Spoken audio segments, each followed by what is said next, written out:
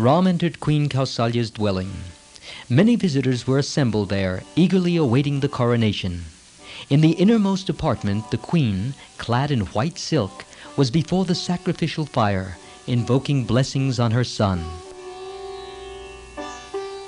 As soon as Ram entered, she embraced him and showed him, who she thought was to become the regent, to a specially raised seat. "Mother," he said, "this seat is now too high for me. I am a hermit now, and should sit on grass spread on the floor. I have brought you news which may sadden you. Listen, and please give me your blessings." And he told her briefly what had happened. "The king wishes to give the crown to Bharat. His command is that I should spend 14 years in the Dundak forest. I must leave today. Mother, I come for your blessings before I go." When Kausalya heard this, she fell on the ground like a plantain tree suddenly cut down. Lakshman and Ram gently raised her. She clung to Ram and cried, "Is my heart made of stone or iron that I still live?"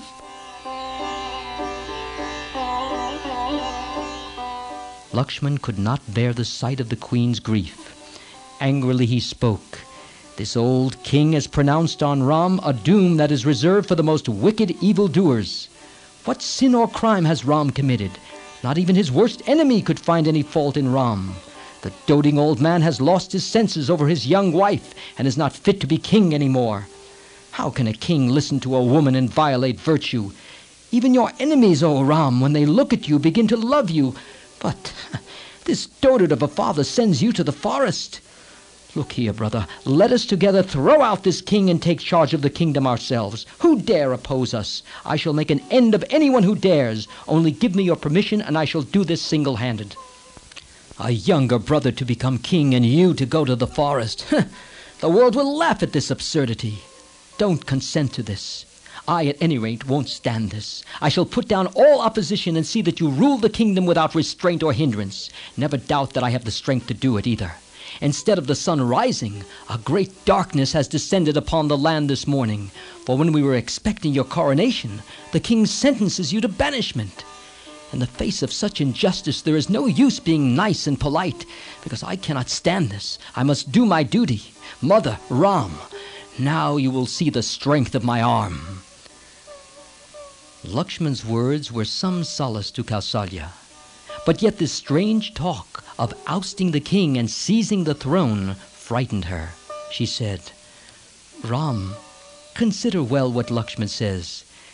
Don't go to the forest. If you go away, how can I stay here all alone among enemies? I too shall go with you."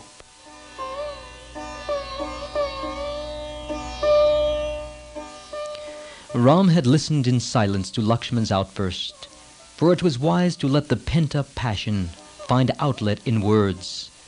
Then, turning to Kausalya, he said, "Mother, let there be no talk of anyone going with me to the forests.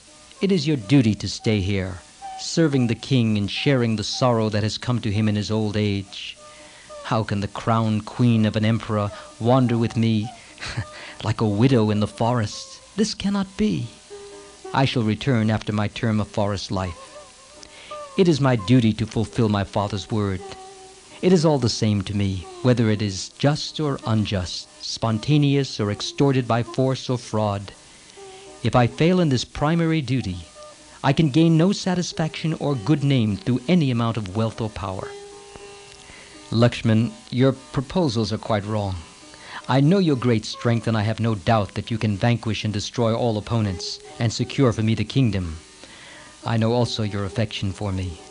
But the way in which you propose to use it is not worthy of the dynasty to which we belong. Our highest duty is to fulfill our father's word. If we fail in that, no other achievement can make up for it."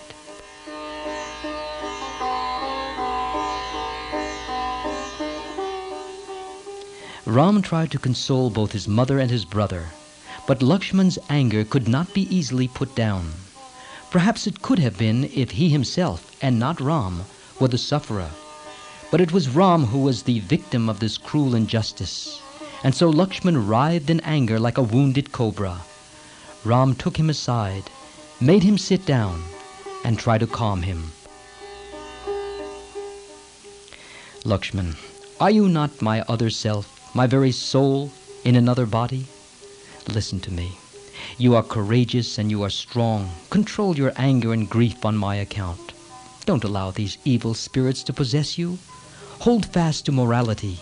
Let us convert our present disgrace into a great joy. Let us forget all about the coronation and think in a worthy manner as becomes our race. Consider our father's condition. Our heart should go out to him in sympathy, for he is stricken with a great sorrow. Whatever be the reason, he gave a promise, and if he should break it, he would be committing a shameful sin, which would besmirch and blot out all his great and glorious deeds. He is heartbroken at the wrong he feels he has done me. But I do not feel it a wrong at all, for a king must keep his word, and a son must obey his father. You should show that you too are free from any sense of injury. Only so can we bring him real mental relief. He gave us the life that we hold, and we should give him peace of mind. He is afraid about the other world. We should free him from this fear. So far we have never given him cause for sorrow or dissatisfaction. Now we have become the cause of a great fear in his mind about what is to happen to him in the other world. We can easily relieve him. Instead of doing this, are we to add to his troubles? For this reason my mind has altogether turned away from the coronation and is intent on the journey to the forest. My sole desire now is to go to the forest and see that Bharat is crowned. This would please me the best. If I delay, Kaikeyi will grow suspicious. Hence I should go to the forest this very day and bring peace to her mind. Rid of the fear of the sin of breaking a promise, and assured of my willing and cheerful acceptance of his command, our father will be happy. And we should not be angry with Kaikeyi either. Has she not been kind to us all these years? That she should suddenly conceive this idea, it is surely the working of fate. We should not blame her for it. One proposes something, and fate decides otherwise. In this, Kaikeyi is but a passive instrument in the hand of fate. She will have to bear the grievous burden of the world's blame. But our love for her should remain the same as ever. If before this there had been evil in her thought, her conduct would have shown it. There is no doubt that some higher force has made her say suddenly and harshly, "Ram, go to the forest." Otherwise, how could a high-minded woman, who so far looked upon us as her own children, now behave so brazenly before her husband? Lakshman, who can oppose destiny? Even steadfast sages have swerved suddenly from their penance. How can poor Kaikeyi hope to resist fate? So let us resolve firmly to change this sorrow into joy. That would be a proof of our nobility and courage. With the blessings of my mothers and elders, yes, I shall go to the forest. Brother, be not sad thinking of kingdom or wealth. Life in the forest will be my highest joy.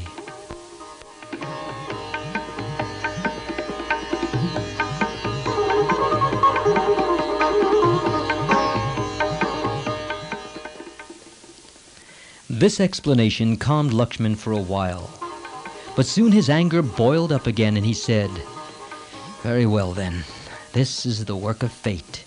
Fate, I grant, is the cause of our stepmother's sudden folly, and I am not angry with her. But are we on that account to sit still and do nothing? It is warrior ethics to overcome evil and establish justice. A hero does not bow down before fate. Having announced Ram's coronation by beat of drum to the town and country, the treacherous king invokes some old forgotten boon and orders you to go to the forest. Is it manly to call this fate and obey it meekly? Only cowards go down under fate. Heroes should oppose and vanquish it. I am no weakling to yield to fate. You will see today the might of a hero matched against fate. I shall tame the mad elephant fate and make it serve me. I shall banish to the forest those who conspire to banish you. If you wish to visit the forest for a change, you can do so later.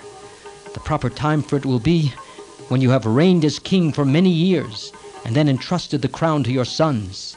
That was the way of our ancestors, and if anyone questions your kingship now, I stand here to annihilate him. Are these two shoulders merely for beauty? This bow, these arrows, and this sword hanging on my side, are they mere decorations? Or do you think they are theatrical equipment put on for some show? Ram, I await your orders. Give me the word and test my prowess. Ram gently pacified Lakshman's rage, which was flaming up into a conflagration.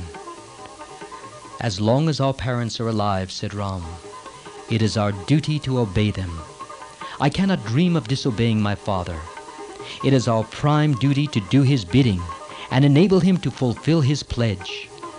What joy is there in getting a kingship after insulting our parents and slaying Bharat, the embodiment of righteousness?